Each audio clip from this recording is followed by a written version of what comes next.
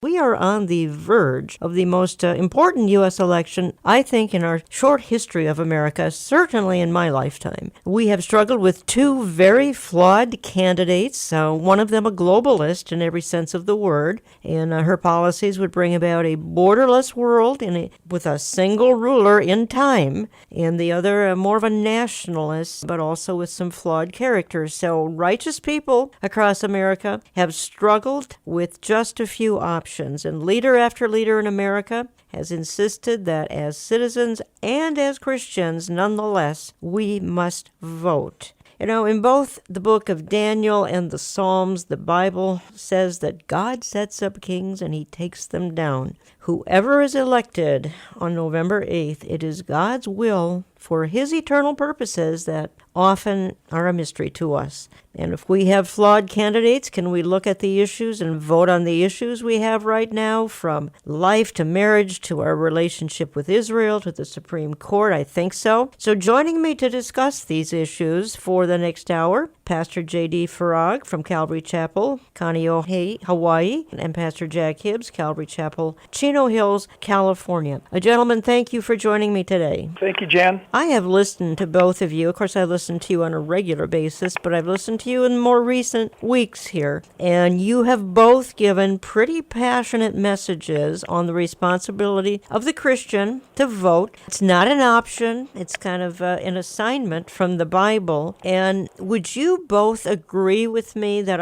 in my intro here, that I just said that possibly the door to globalism will really be opened if we have a Hillary Clinton victory November 8th? Well, this is Jack. Yeah, absolutely. And I think, Jan and JD, more than ever, the Christian should be very educated about how to vote, not if to vote. I actually think if to vote is inexcusable. The Christian must vote. So to be educated about how to vote, you're right, Jan. Hillary Clinton's agenda is a globalist agenda. She is for a international nation, really one nation of countries that coalesce together. She's for that. She believes that that's the only answer. Now, the Christian is to vote biblically. I personally believe this election is not as difficult as people think it is when, as you point out, Jan, look at the issues. I think it's absolutely clear on how we ought to vote. J.D. Farag, summarize what you've said to your congregation, and I've heard a lot of what you've said to your congregation. Summarize it here in a few paragraphs.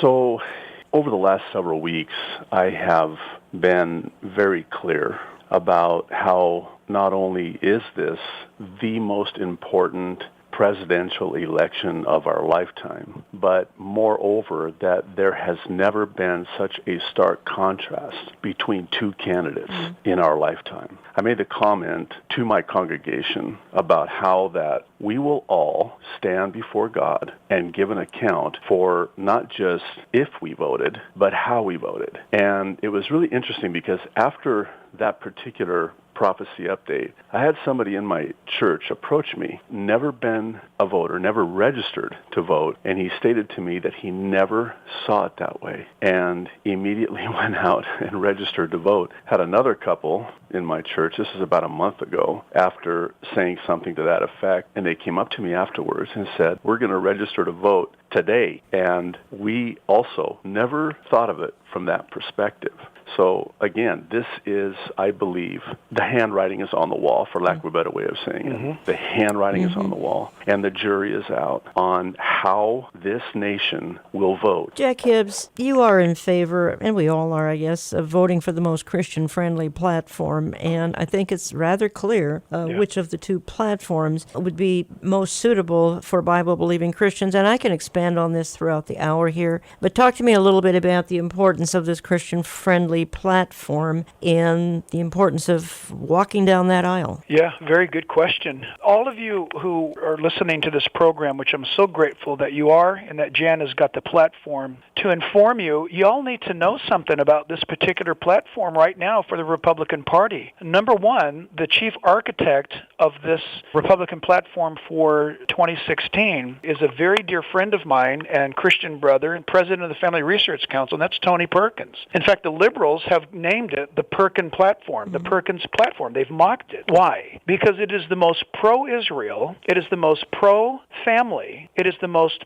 pro-life and pro-traditional marriage platform in the Republican Party in 11 years, ladies and gentlemen. What I'm encouraging this church here at Chino Hills is you've got to cast your vote like casting your lure, your fishing hook, cast it over the head of Hillary or over the head of Donald. Don't get fixated on Donald and Hillary like the media would have you to do. Cast your vote regarding the most biblical, God-honoring platform. And so I've never said this before publicly, but I've got to say it now because of the urgency of this election. When I look at this platform, Jan and JD, I must now vote to honor God. I'm going to vote what's called party down voting, which means I'm going to be voting for Republicans, not because I love them or because they're sinless. It's because of the platform that they're standing on. I'm now voting for the platform. And it's not bad also to have a guy like Mike Pence as vice president who's a wonderful believer. You're listening to Understanding the Times Radio. I'm Jan Markell. I have on the line Pastor Jack Hibbs, Calvary Chapel, Chino Hills, California. Pastor J.D. Farag from Calvary Chapel, that would be Kaneohe, Hawaii. I follow them both heavily online, though Jack Hibbs also is on radio. You can learn a lot more at the Mideast Prophecy Update on YouTube for Pastor J.D. Farag and reallifewithjackhibbs.com for Jack Hibbs Media Ministry. Gentlemen, let me address this to Pastor Farag. You have stated that Donald Trump's platform of making America great again doesn't fit in well with how you see the Bible playing out. And I would agree with you, but why don't you explain what you mean? I don't see an America great again as being compatible with what I see in Bible prophecy, in the sense that the United States of America is at best conspicuously absent from any mention in the last days. There are some who suggest there's a vague reference in Ezekiel 38, verse 13, and that could be, but it's nebulous at best. And if that reference in verse 13 of Ezekiel 38 is concerning the United States of America, then all we have been reduced to simply protesting, along with the likes of, who knew, Saudi Arabia, who today is chummying up to Israel against Russia and Iran, whom they fear tremendously, and Turkey as well, by the way. Well, be that as it may, I don't see a great America. Now, does that mean that if Trump is the president, that we don't move in that direction? Absolutely not. I hope and pray that's what happens. And if it does happen, then what I see happening is, I pray, an awakening.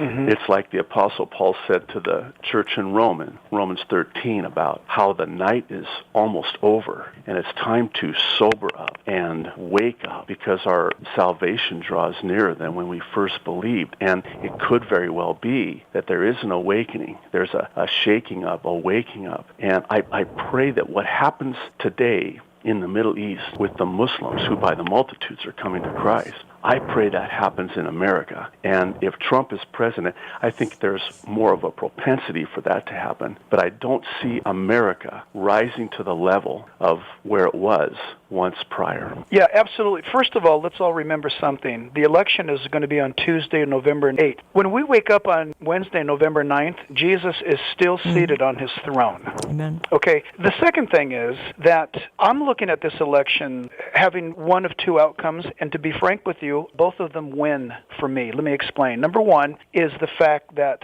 if Donald Trump wins, I happen to know some of the people that he has surrounded himself with, and they love the Lord, and they're speaking to him. Let's assume for a moment, I think it's easy to assume Donald Trump is a non-believer. He may believe in God, but I don't believe he's born again. But he's surrounded himself with godly people. He's surrounded himself with a godly vice president nomination. How can this possibly be? Number one, is it possible that if Trump's elected, which would be miraculous at the time of this program right now, there's just mathematically no way he can win this. However, if he can, would that be the grace of God who has put people in the courtroom or the court of, say, a Cyrus or a Nebuchadnezzar? Is Trump like a Nebuchadnezzar or a Cyrus, but there are Daniel types. There are those under him that know the Lord and love the Lord, meaning could this extend a time of mercy, as J.D. just mentioned, that would bring about spiritual revival, not because of Trump, but because the nation would be granted time and freedom, the church could preach the gospel? Or Hillary's elected,